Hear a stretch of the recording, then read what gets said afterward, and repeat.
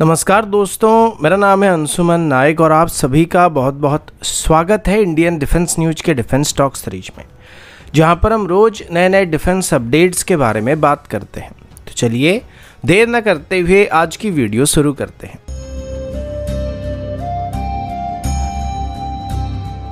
आज की पहली अपडेट तेजस की तरफ से है और तेजस को लेकर अभी मल्टीपल अपडेट सामने आए हैं। सबसे पहले अभी तेजस की प्रोडक्शन रेट की बात करते हैं, जो कि अभी तक तेजस का सबसे बड़ा नेगेटिव पॉइंट है, क्योंकि अभी तक हम साल भर में 16 तेजस को मैन्युफैक्चर नहीं कर पा रहे। पर अभी एचएएल के मुताबिक हम इसी साल से लगभग 16 तेजस को मैन्युफैक्चर कर सकते हैं। वैसे भी एचएएल की तरफ से पिछले हफ्ते बात बताया गया था कि वो अभी 2028 तक इंडियन एयरफोर्स को पहले बैच में ऑर्डर किए गए सभी तेजस MK1 को डिलीवर करने वाले हैं, यानी कि 3 साल के अंदर 83 तेजस MK1 को डिलीवर कर दिया जाएगा। अब इसके लिए साल में 16 तेजस को बनाना सफिशिएंट नहीं होने वाला है, जिस वजह से एचएएल की तरफ से अभी अपनी नासिक डिवीजन को भी ऑपरेशनल करने की बात की गई है, जहां पर साल भर में एडिशनल 8 तेजस को मैन्युफैक्चर किया जा सकेगा। और सबसे खास बात यह कि 2025 की मार्च से नासिक डिवीजन में बनने वाली तेजस को इंडियन एयरफोर्स को डिलीवर करना स्टार्ट किया जाएगा, यानी कि 2025 के बाद साल भर में 24 तेजस को मैन्युफैक्चर किया जाने वाला। अभी बेंगलुरु में तेजस की 2 एक्टिव प्रोडक्शन लाइन मौजूद है, जिनको फुल्ली ऑपरेशनल किया जा चुका है और ये कुल मिलाकर 16 तेजस को मैन्युफैक्चर कर सकते हैं। और नासिक फैसिलिटी ऑपरेशन होने के बाद हम आसानी से 8 और तेजस को मैन्युफैक्चर कर पाएंगे। लेकिन मजे की बात यह कि नासिक डिवीजन में अभी तेजस को बनाने के लिए जो फैसिलिटी मौजूद है या सेटअप किया गया है, ये अपनी फुल पोटेंशियल को अभी इस्तेमाल नहीं कर रही है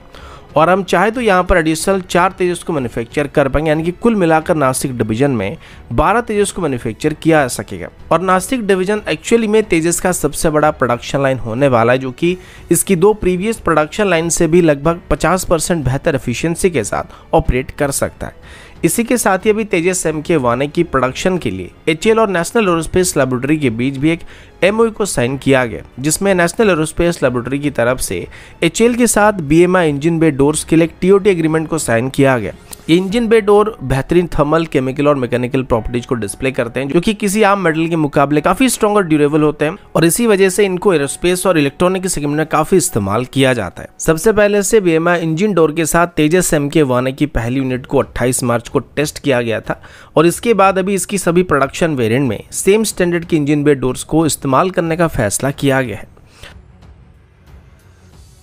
अगला अपडेट इंडियन आर्मी की shoulder fire air defence system की तरफ से है, जिसे very short range air defence system भी कहा जाता है। अभी इंडियन आर्मी की तरफ से लगभग 6700 करोड़ के एक टेंडर को फ्लोट किया जाने वाला है, जिसमें आर्मी की तरफ से very short range air defence system को खरीदा जाएगा। और इस टोटल टेंडर के अंदर करीब 500 के आसपास लॉन्चर और करीब 3000 के आसपास मिसाइल को एक्वायर करने का प्लान किया गया और ये सभी सिस्टम इंडिजिनस सिस्टम होने वाले, जिनको इंडिजिनस डिजाइन और डेवलप और मैन्युफैक्चर किया जाएगा।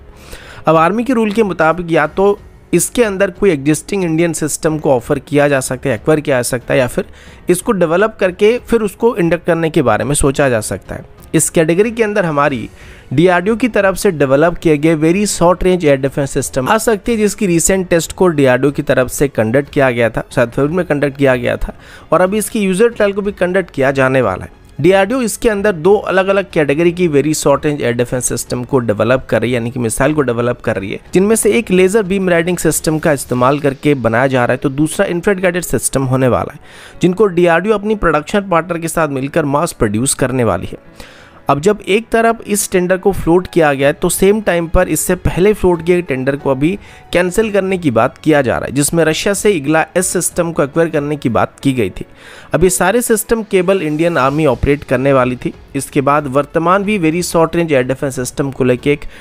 एक और टेंडर को फ्लोट किया गया था, जिसकी कीमत करीब 4800 करोड़ के आसपास की थी और इसमें करीब 200 लॉन्चर और करीब 1200 मिसाइल को एक्वायर करने की बात की गई थी। लेकिन ये एक कंबाइंड टेंडर था, जिसमें खरीदे जाने वाले सिस्टम को आर्मी और एयरफोर्स दोनों ऑपरेट करने वाले थे। अगला अपडेट भी इंडियन आर्मी की तरफ से। कुछ दिन पहले आर्मी की तरफ से एक स्टेटमेंट में ये बात बताया गया था कि वो अभी रिमोट कंट्रोल ट्रैक्ड व्हीकल को अपनी सर्विस में शामिल करना चाहते हैं या कार्गो व्हीकल को अपने सर्विस में शामिल करना चाहते हैं और मेनली ऐसे सिस्टम को लॉजिस्टिक को कैरी करने के लिए इस्तेमाल किया जाने वाला था। अभी ऐसे कुछ सिस्टम है जिनको हमारे कुछ प्राइवेट सेक्टर कंपनी की तरफ से डेवलप किया गया और इनको आर्मी को ऑफर किया जा रहा है, लेकिन आर्मी इन व्हीकल की पेलोड कैरिंग कैपेसिटी को लेकर इतना खुश नहीं है। अभी तक जितने भी प्राइवेट सेक्टर कंपनियों की तरफ से अपने remote control tracked vehicle system को बनाकर आर्मी को ऑफर किया गया था, इन सभी की maximum payload carrying capacity 100 KG से लेकर 300 केजी तक है। पर आर्मी जिन व्हीकल को अभी एक्वायर करना चाहती है वो खास करके line of actual control region में या पाकिस्तान के साइड में लगे हमारे बॉर्डर रीजन में मौजूद फॉरवर्ड पोजीशन में ऑपरेट होने वाली है, जहां पर 100 केजी से लेकर 300 केजी तक की पेलोड आर्मी के लिए कोई मायने नहीं रखता है। आर्मी का कहना है कि उनको ऐसे व्हीकल चाहिए जिसमें एक बार में 4 टन से लेकर 6 टन के आसपास लॉजिस्टिक को कैरी करने की क्षमता हो। इनको मेनली कॉम्बैट ऑपरेशन में इस्तेमाल किया जाएगा, तो इनमें जो लॉजिस्टिक सप्लाई होगा उसमें एमुनेशन, वेपन्स और कॉम्बैट गियर वगैरह मौजूद रहेगा, जिनका वजन काफ़ी ज़्यादा रहेगा। तो उस वजह से 100 केजी से लेके 300 केजी के आसपास पेलोड कैरी कैपेसिटी कोई मायने नहीं रखता है। इस कैटेगरी की व्हीकल में सिर्फ मेडिकल सप्लाई या खाने पीने का सामान ही इफेक्टिवली एक जगह से दूसरी जगह पर ट्रांसफ़र किया जा सकता है, लेकिन अगर हम एमुनेशन और वेपन की बात करेंगे तो 100 केजी से लेके 300 केजी तक की जो पेलोड कैरिंग कैपेसिटी है वो उतना काम नहीं आएगा, जिस वजह से अभी आर्मी की तरफ से ऐसे व्हीकल को डेवलप करने के लिए हमारे पब्लिक और प्राइवेट सेक्टर कंपनी दोनों से रिक्वेस्ट किया जा रहा है, जो कि रिमोटली ऑपरेट होने वाले व्हीकल होने वाले और ये करीब 4 टन से लेकर 6 टन के आसपास पेलोड को कैरी कर पाएंगे। अगला अपडेट भारत और ऑस्ट्रेलिया की तरफ से है। रिसेंटली ऑस्ट्रेलिया की तरफ से भारत को अपने एक टॉप टियर सिक्योरिटी पार्टनर घोषित किया गया था। वैसे भारत और ऑस्ट्रेलिया हमेशा सेम साइड पर रहे, खास करके इंडो पैसिफिक की वजह से। चाइना भारत और ऑस्ट्रेलिया दोनों का दुश्मन देश है। हालांकि बाकी साउथ ईस्ट एशियन कंट्री की तरह चाइना ऑस्ट्रेलिया को बुली नहीं कर पाता है, लेकिन फिर भी ऑस्ट्रेलिया को कहीं ना कहीं चाइना से इनसिक्योरिटी फील होता रहता है। इसी वजह से वो भारत, यूएस और जापान के साथ मिलकर बेहतर रिलेशन को मेंटेन करते हैं। अब रिसेंटली जब ऑस्ट्रेलिया की तरफ से भारत को अपनी टॉप टियर डिफेंस या सिक्योरिटी पार्टनर बनाया गया, तो उसकी तुरंत बाद ही ऑस्ट्रेलिया के लिए अपॉइंट किए गए हमारे हाई कमिश्नर की तरफ से कई मेजर इंडियन शिपयार्ड के एक डेलीगेशन टीम के साथ मुलाकात किया गया था, जिसमें Mazagon dock limited, GRSC, Goa shipyard limited और हमारे हिंदुस्तान शिपयार्ड लिमिटेड के ऑफिशियल शामिल थे।